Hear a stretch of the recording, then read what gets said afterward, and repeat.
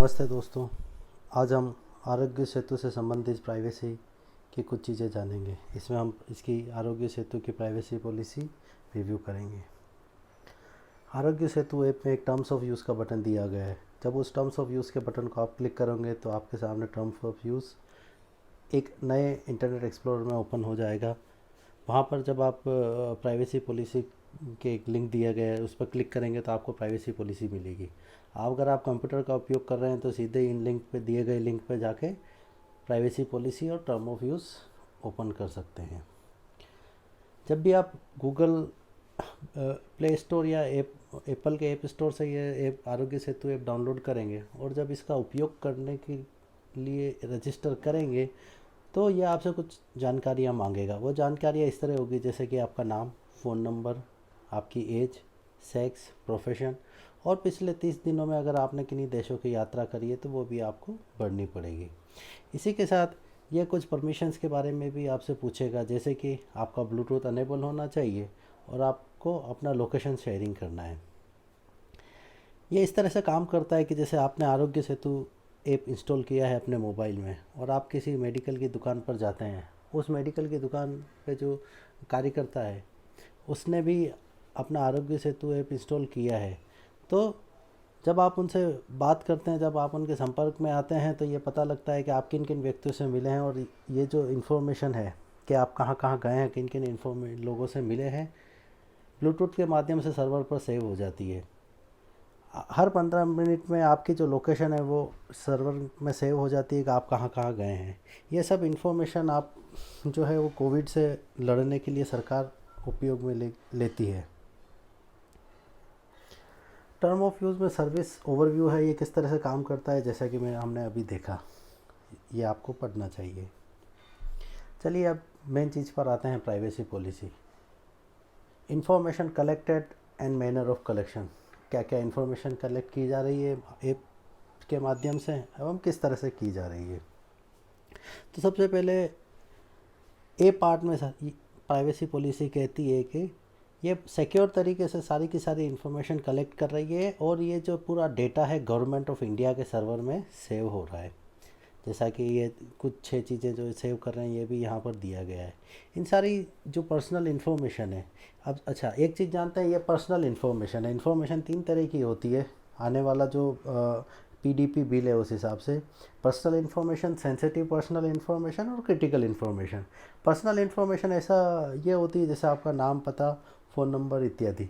Sensitive personal information वो होती है जैसे आपके फिनेंशियल है, पेन नंबर हो गया, आपका सैलरी हो गया, बैंक अकाउंट हो गया, इस तरह से। और क्रिटिकल इन्फॉर्मेशन जो सरकार जिसको क्रिटिकल बोलती है।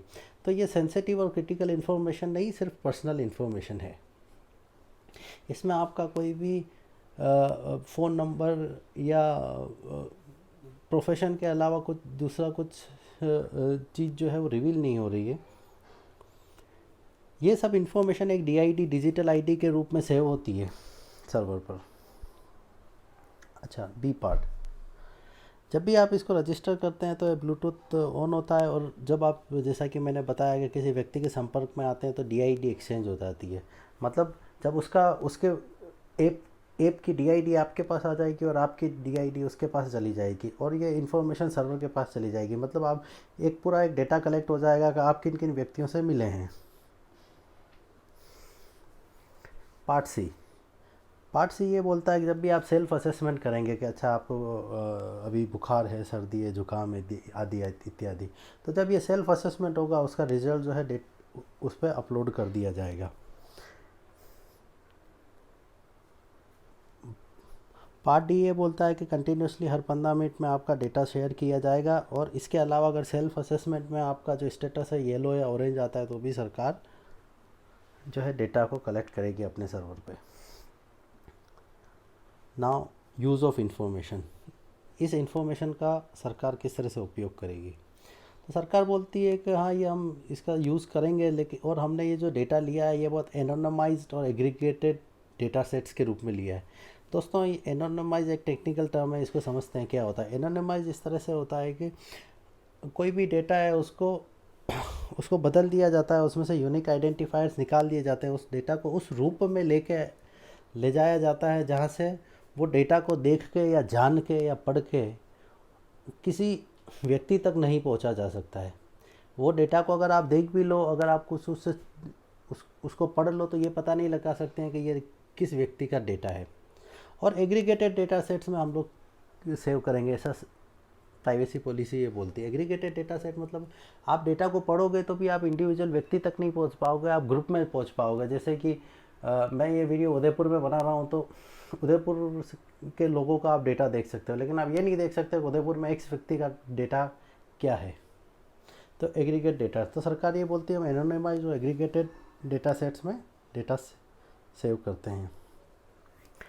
यूज़ ऑफ इंफॉर्मेशन का पार्ट भी है, वो ये बोलती है कि हम इस डेटा का उपयोग ये करते हैं कि हम ये चेक करते हैं कि आपको इन्फेक्टेड होने की या किसी भी व्यक्ति को इन्फेक्टेड होने की प्रोबेबिलिटी क्या है। उस तरह की आर्टिफिशियल इंटेलिजेंस के माध्यम से शायद सरकार इस डेटा को उपयोग में लेती होगी। और जब आप इस तरह की इन्फॉर्मेशन शेयर करते हैं तो कहाँ कौन कौन से एरिया हैं ऐसे जहाँ पर जो है बीमारी फैलने की संभावना ज़्यादा है। तो एक डिजीज़ क्लस्टर डेवलपिंग है जोग्राफिक लोकेशन, कौन कौन सी जो लोकेशन है जहाँ पर सरकार को अधिक प्रयास करने हैं, कुछ ऐसे स्टेप्स लेने हैं कोविड-19 को आउटब्रेक करने के लिए। तो ये सरकार इसलिए ये इन्फॉर्मेशन लेती है। पार्ट डी ये बोलता है कि अगर आप पॉजिटिव मिलते हैं तो पिछले 14 दिन में आप कहाँ कहाँ गए हैं उसकी जानकारी आपको सरकार को इस ऐप के माध्यम से हो जाएगी। और जहाँ जहाँ आप गए हैं उन क्षेत्रों को सैनिटाइज़ किया जाएगा और वहाँ के लोगों को टेस्ट किया जा सकता है जहाँ जहाँ आप गए हैं। इसके अलावा पार्ट ई बहुत महत्वपूर्ण है, जो मैंने रेड कलर में इसको हाईलाइट किया है। पार्ट ई ये बोलता है कि हम ये जो close to use of information में जो क्लोज लिखे हुए हैं, इसके अलावा किसी और पर्पस के लिए हम इस डेटा को उपयोग में नहीं लेंगे। मतलब ये जो डेटा है ये सिर्फ मेडिकल एंड हेल्थ पर्सपेक्टिव से यूज़ में लिया जाएगा। नाउ प्राइवेसी पॉलिसी का तीसरा पार्ट है रिटेंशन। इस डेटा को कब तक रखा जाएगा। तो ये बोलते हैं कि पर्सनल इन्फॉर्मेशन जो ये है हम तब तक रखेंगे, एक तो जब तक कि आप उसको खुद स्वयं उससे डीरजिस्टर ना कर दें, डिलीट ना कर दें, ऐप को हटा ना दें। और कोई अगर ऐसा लॉ है जिस लॉ के माध्यम से हमको ये डेटा रखना है तो हम उस लॉ के हिसाब से डेटा रखेंगे। रिटेंशन का जो सी पॉइंट है, मैंने भी जानबूझ के दूसरे स्लाइड में रखा है। तो सी पॉइंट जो ये बोलता है कि हम एनोनिमाइज और एग्रीगेटेड डेटा के रूप में यूज़ करते हैं, और ये जो डेटा है आपका मेडिकल रिपोर्ट्स, डायग्नोसिस और मेडिकल प्रोफेशनल्स के कोर्स के रूप में काम लिया जा सकता है। Now come to B part. ये बी पार्ट ये बोलता है कि आपके मोबाइल में जो डेटा है वो 30 दिनों तक सेव रहता है और ये फिर सर्वर पर अपलोड कर दिया जाता है, और सर्वर पर अपलोड करने के बाद आपके मोबाइल से ये डेटा पर्ज हो जाता है। राइट। अगर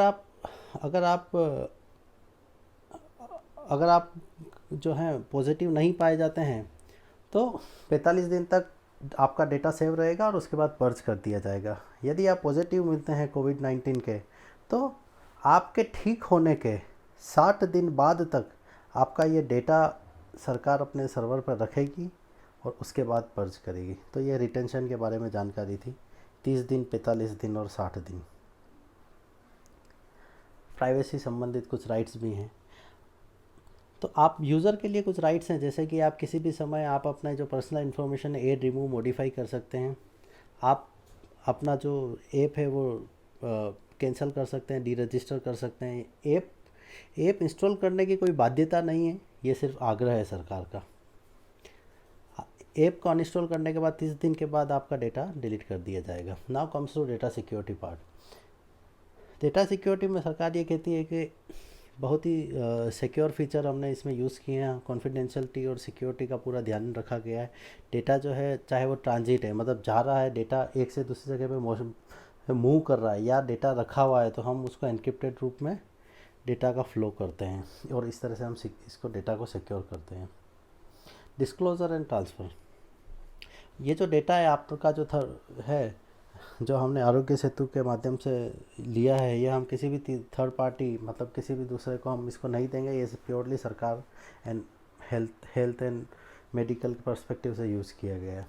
अगर आपको इस संबंधित कोई ग्रीवेंस है तो मिस्टर RS मनी जो डेप्यूटी डायरेक्टर जनरल हैं NIC के, आप उनको मेल कर सकते हैं। उनका मेल ID है support.arogyasetu@gov.in। Now what is privacy. कई दिनों से प्राइवेसी जो है, तो 2017 में एक केस कोर्ट ने एक जजमेंट दिया। वो केस था Puttaswamy versus union of India. उसमें कोर्ट ने कहा है कि privacy is fundamental right of everyone, मतलब हमें एक नया फंडामेंटल राइट मिला है, राइट टू प्राइवेसी। बट सरकार ने उसके साथ ये भी कहा है कि राइट टू प्राइवेसी जो है उसमें बैलेंस करने की ज़रूरत है। अगर प्राइवेसी और पब्लिक इंटरेस्ट के बीच में अगर कुछ बैलेंसिंग करना है तो पब्लिक इंटरेस्ट को उपयोग में प्रायोरिटी में ऊपर लिया जा सकता है। तो इससे ये मतलब निकलता है कि प्राइवेसी इज़ नॉट एब्सोल्यूट। अगर नेशनल इंटरेस्ट की और नेशनल सॉवरेनिटी, नेशनल इंटीग्रिटी की बात की जाए तो प्राइवेसी को प्रायोरिटी नंबर 2 किया जा सकता है। तो अभी कोविड-19 ऐसा ही लग रहा है कि पब्लिक इंटरेस्ट का है, तो प्राइवेसी को नज़रअंदाज किया जा सकता है। हालांकि प्राइवेसी संबंधित कुछ ब्रीच या ऐसा कुछ हो नहीं रहा है इस ऐप के माध्यम से। नाउ कई लोग इसको बोलते हैं कि सरकार इस ऐप के माध्यम से डेटा चोरी कर रही है, लोगों पे नज़र रख रही है। तो व्हाट इज़ स्नूपिंग या snooping versus right of government. तो जानते हैं एक IT एक्ट में एक धारा है, धारा 69, सेक्शन 69। ये सेक्शन 69 26/11/2008 को जो मुंबई में अटैक हुए थे, उसके बाद तत्कालीन सरकार ने ये धारा डाली थी इसमें। उस वक्त सरकार के पास कोई तकनीकी माध्यम नहीं था कि किस तरह से ट्रैक किया जाए, किस तरह से लोगों को पकड़ा जाए। तो सरकार ने ये धारा इंट्रोड्यूस करी। सेक्शन पहले से थी लेकिन इसको थोड़ा स्ट्रॉन्ग किया। इसने बोला कि जब भी कोई कॉग्निजेबल ऑफेंस होगा और उस ऑफेंस में जो भी लोग लिप्त हैं उनके हम कंप्यूटर, मोबाइल्स इत्यादि इलेक्ट्रॉनिक डिवाइसेस को एनक्रिप्ट कर पाएंगे, इंटरसेप्ट कर पाएंगे, उनको देख पाएंगे, जो भी कुछ करना है हम उसको कर पाएंगे। तो ये 2008 की बात थी। उसके 10 साल बाद 20 दिसंबर 2008 को ministry of home affair cyber and information security division ने कि गज़ेट नोटिफिकेशन निकालता है कि ये दिए गए जो 10 department, intelligence bureau, narcotics control bureau, central board of direct taxes, रो, कमिश्नर ऑफ दिल्ली पुलिस, ये जो 10 डिपार्टमेंट है ये सीधे के सीधे कुछ इन्फॉर्मेशन को इंटरसेप्ट कर पाएंगे और इसमें कॉग्निजेबल ऑफेंस होने की ज़रूरत नहीं है। अगर संभावना भी है तो भी ये कार्य किया जा सकता है। जब 2018 में ये गजट नोटिफिकेशन आया था तो कई सारे लोगों ने, कई सारे NGOs ने, कई सारे पॉलिटिशियंस ने इस पर ऊपर क्वेश्चन मार्क किया था कि ये प्राइवेसी के ऊपर एक धब्बा है, मतलब it's not align with right of privacy. पर नेशनल इंटरेस्ट में सरकार ने जवाब दिया कि नेशनल इंटरेस्ट की डिमांड थी। तो यह है दोस्तों, आरोग्य सेतु से जुड़ी हुई हमने कुछ चीज़ें रिव्यू करी। Thank you very much.